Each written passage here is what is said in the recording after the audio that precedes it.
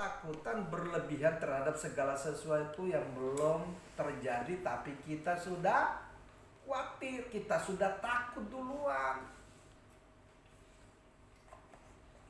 Ayo, siapa yang hari-hari ini sedang dikuasai oleh virus ini? Ini juga virus loh saudara. Ini juga virus yang bisa mengakibatkan tubuh jasmani kita sakit, jiwa kita sakit, apalagi rohani akan berakibat kepada kematian rohani kalau kita mengizinkan kekhawatiran melanda hidup saudara dan saya. Saudaraku yang diberkati oleh Tuhan, orang yang mengalami ketakutan adalah orang yang dia tidak punya pegangan dalam hidupnya. Orang yang mengalami kekhawatiran adalah orang yang tidak memiliki tempat pijakan yang aman dalam hidup. Karena itu, kenali dirimu, temukan calling, temukan destiny ilahi yang Tuhan berikan kepada saudara dan saya. Tujuan Tuhan menciptakan saudara dan saya di dunia, satu, menyembah Tuhan, amin, memuliakan namanya. Nah, oleh karena itu mari sama-sama kita lihat pesan firman Tuhan yang dapat membangun konsep hidup dari saudara dan saya supaya kita menjadi orang yang kuat, orang yang perkasa di dalam ujian yang sedang kita hadapi, bukan sebagai orang yang kalah atau gagal. Filipi pasal yang ke-6 surat Filipi pasal 4 ayat yang ke-6. Dari kitab Perjanjian Baru, surat Rasul Paulus kepada jemaat di kota Filipi, jemaat Filipi, pasal 4 ayat yang ke-6.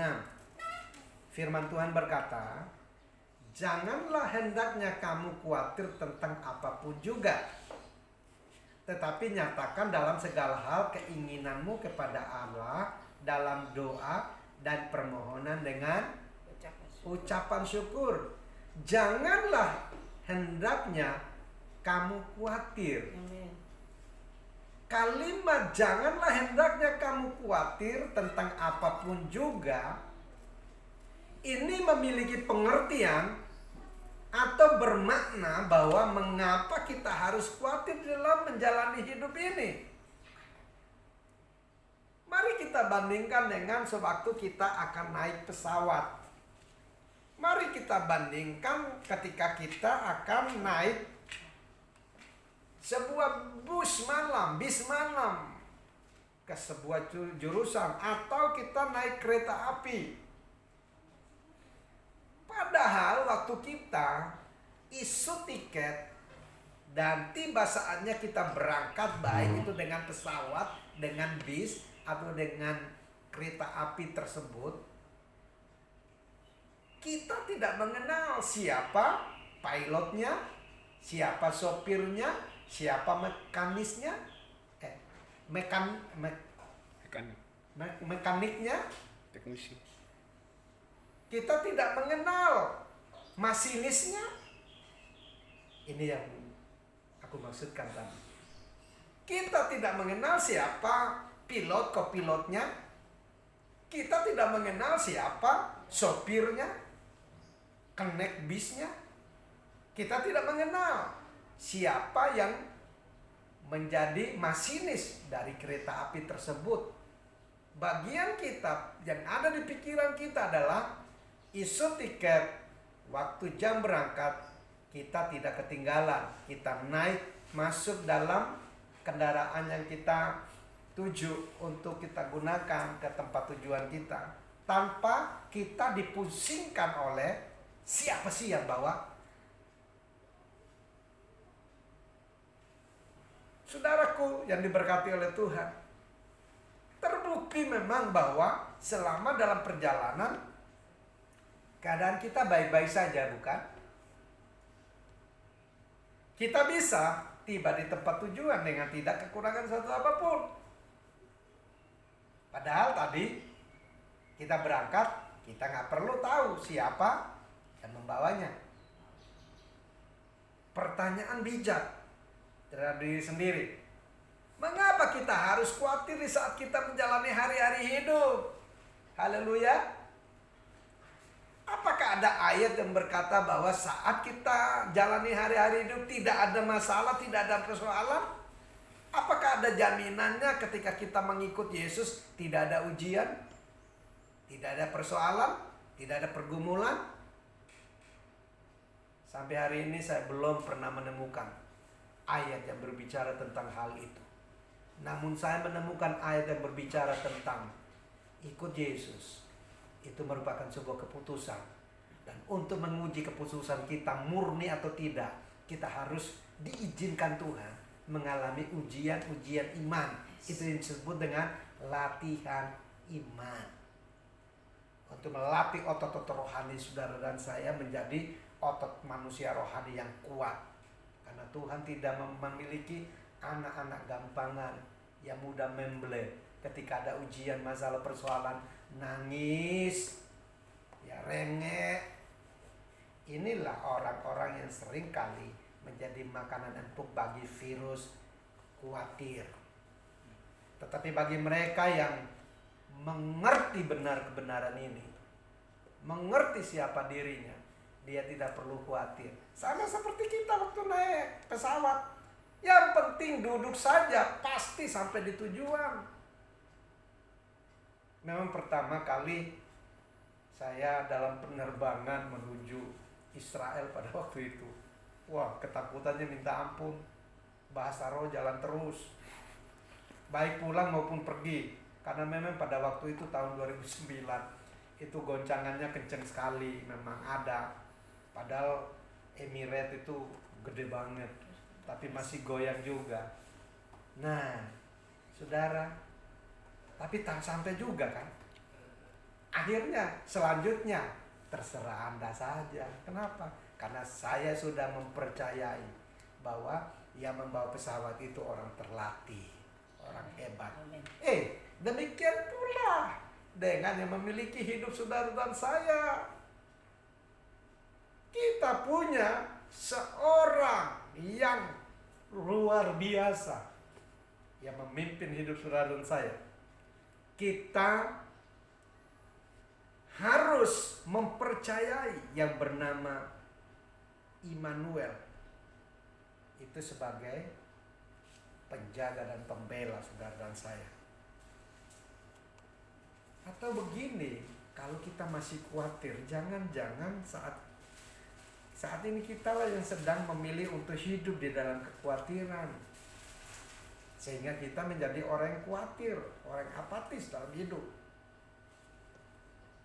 Dan orang yang sering kali dikuasai dan ditunggangi, dilumpuhkan oleh kekhawatiran hidup itu adalah pribadi yang belum mengenali Allah dengan benar. Saya ulangi lagi, orang yang sering kali khawatir dalam hidup adalah pribadi yang belum mengenal Allah dengan benar. Nah, persoalannya mengapa seorang bisa khawatir dalam hidup? Yang pertama, tidak mengenal Allah dengan benar. Yang kedua, dia tidak tinggal dalam hadirat Allah.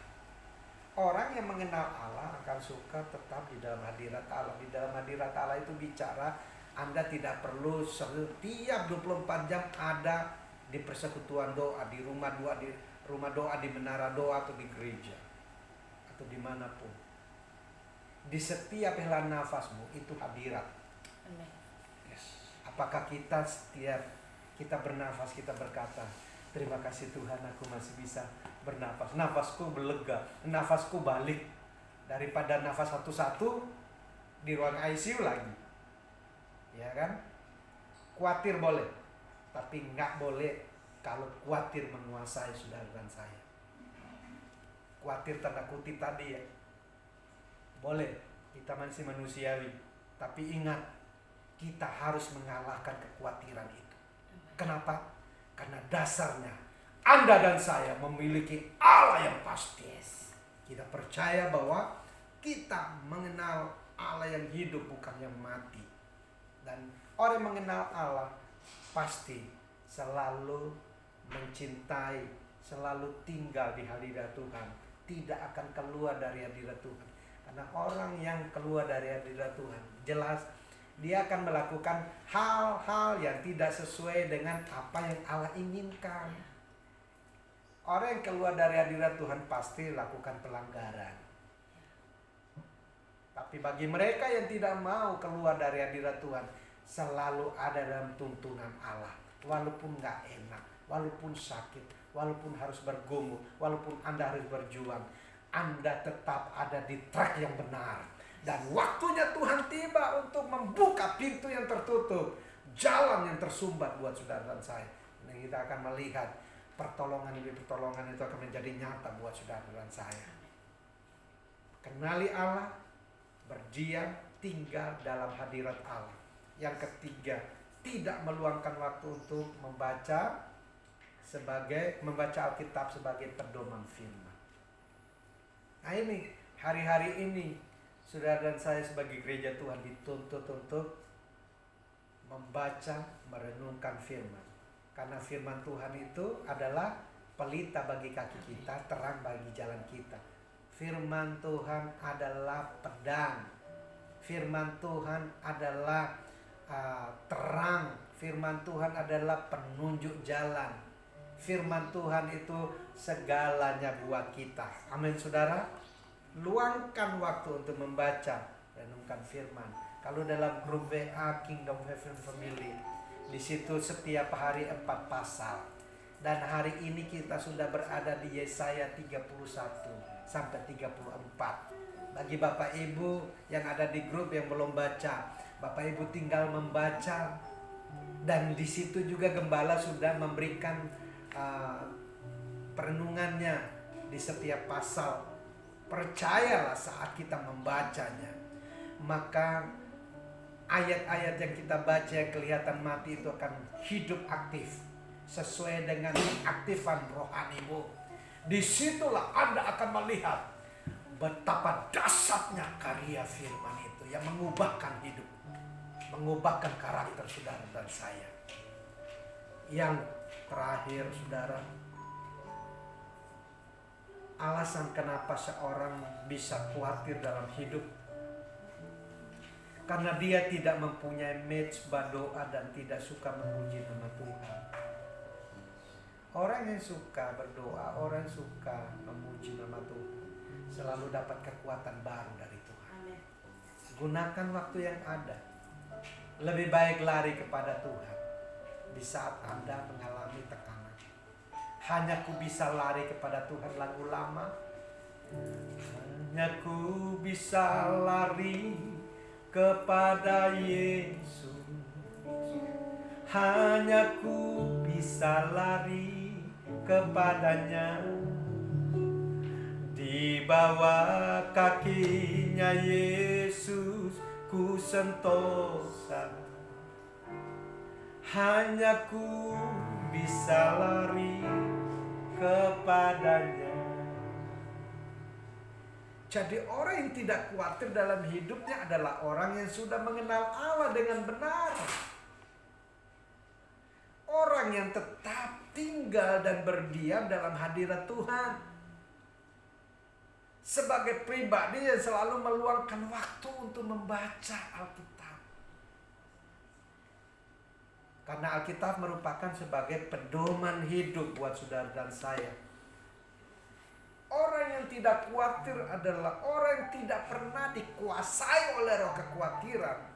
Adalah orang yang selalu membangun mezbah doa, baik di saat bangun maupun di saat tidur.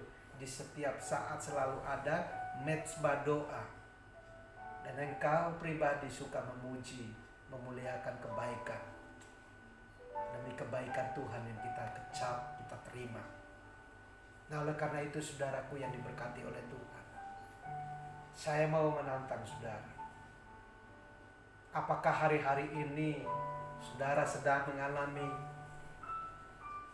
tekanan dari virus COVID yang bisa membuat Anda khawatir tentang hidup?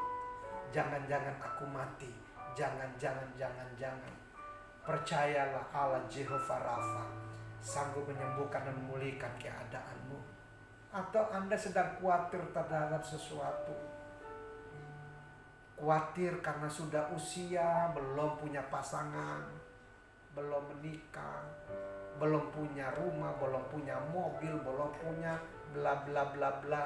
Ingat, jangan pernah khawatir terhadap apapun. Khawatirlah kalau namamu tidak terdaftar dalam kitab kehidupan. Jadilah pemburu Tuhan, jadilah pengejar Tuhan, dan pastikan hari-harimu selalu dihiasi oleh hubungan yang dibangun terus-menerus dengan Tuhan.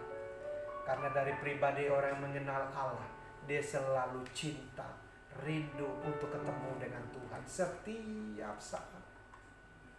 Jadilah pribadi yang mendambakan Tuhan. Itulah saudara dan saya. Saya mau berdoa buatmu. Bapak, aku berdoa untuk umatmu yang lagi khawatir, yang lagi ketakutan terhadap sesuatu yang belum terjadi. Demi nama Yesus, mujizat pertolongan turun atas mereka. Yang sakit sembuh, Amin. lemah kuat, Amin. dan membutuhkan jalan keluar, peroleh jalan keluar terbaik dari Tuhan. Di dalam nama Yesus, datanglah kerajaanmu, jadi kehendak dalam hidup kami. Dan jalan keluar, jawaban demi jawaban, itu sudah kami terima Tuhan. Datanglah kerajaanmu, jadi kehendakmu, berkati semua umatmu, baik yang di studio maupun yang ada di rumah masing-masing dari umatmu. Karena itu kedangkan tangan kasihmu dan berkati umatmu. Angkat kedua tanganmu, lakukanlah firman yang kau terima. Jangan takut, jangan khawatir, dan terimalah olehmu segala berkat Shalom, damai sejahtera sukacita yang berlimpah-limpah dari Allah Bapa, cinta kasih sayang yang sempurna dari Tuhan Yesus, penyertaan penghiburan yang manis dari Allah Roh Kudus, itu jadi bagian saudara dan saya dari sekarang sampai selama-lamanya. Di dalam nama Tuhan Yesus Kristus kami bersyukur dan berdoa. Haleluya. Amin, amin, amin. Sampai jumpa minggu depan dalam pertemuan yang sama, dalam waktu yang sama. Tuhan Yesus memberkati kita. Shalom, shalom, shalom. Amin. Tuhan Pasti yang terbaik, walau kadang tak mudah dimengerti, lewati cobaan, ku tetap percaya waktu Tuhan pasti yang terbaik. Waktu Tuhan pasti yang terbaik. Amin. walau kadang Tak mudah dimengerti, lewati cobaan, ku tetap percaya waktu Tuhan pasti yang terbaik. Tuhan memberkati kita sekalian. Shalom, shalom. Nantikan waktu Tuhan adalah waktu Tuhan. Itulah yang terbaik buat saudara dan saya. Amin. Sampai jumpa lagi. God bless you all.